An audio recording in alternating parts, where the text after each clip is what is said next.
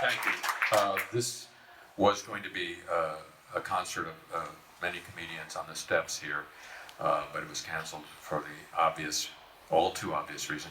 So I thought instead of being on the steps, we'd be in here and I'd share with you.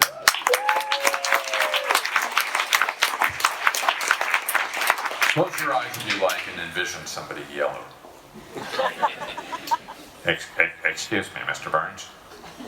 Smithers, I've told you never to interrupt me while I'm not with you. Sorry, sir. This is just another one of your pathetic excuses to sidle over to me and sniffle up my pong, isn't it? No, sir. Oh, so now you don't like my pong? No. Mr. Burns, we have an emergency on our hands. Our trucks have collected all 70 million toilet rolls on the market. Now the drivers need to know where to take them. Well, then sit down, at least a meter away from me. I'm not Mr. Logistics, I'm the idea man in this operation. I came up with the idea, the game-changing notion to collect all the world's toilet paper, and then when the virus has everybody shivering alone in their hovels, sell it back to them at sky-high prices. Sir, your innovative form of towering greed is only one of the reasons I admire you so much. Well, you can skip the other reasons. I always do. But Mr. Burns, that toilet paper isn't going to store itself. Where do we put it before it's selling back to? All I know is it has to be far away from toilets. Never quite got the hang of those contraptions anyway. Half the time I can't even find the chain. Are you still here? Yes, sir. Well, I do need an update from you on the subject of whatever happened to Plan L. Blocking the sun? That was in season 5. Not that.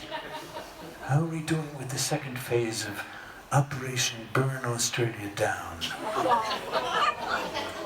So far, so good, sir. Nobody really has any idea who was behind the fires. Excellent. We getting enough cooperation from Scummo? Who, sir? The Prime Minister of Australia. Right. He's been great. Done nothing and kept his mouth shut. But we still haven't nailed down the rights to all the burned up land. Yes, Smithy, sometimes I feel like releasing half the hounds on you.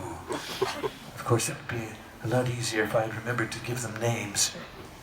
But as a responsible businessman, I need to be sure I have full legal rights to the land before we dump 4 million tons of naked nuclear waste on it and walk away. Understood. But, sir, 2 things. One, can I rub your legs? No! The second thing better be good. Well, with that land burned over and not usable for housing or farming or anything else, someone who comes in and promises new jobs will be a hero, even if the jobs are just driving earth movers without protective clothing. Nothing except deep breathing hurts me more than saying, by God, Smithers, you're right. Thank you, sir, and it warms the cockles of an organ I can't mention.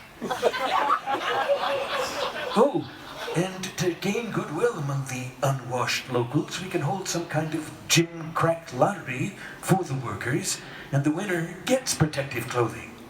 Some protective clothing. No reason to overdo it. If I could just suggest, sir, that we keep this phase of the plan secret until the rest of the Australian land we need gets clear.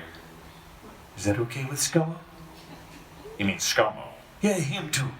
He's been such a pleasant lackey, I'd hate to let him down. Well, I'm sure he'll be fine with keeping everything under wraps. Good. Everybody else we do business with does. In the meantime, just in case, Yes, sir.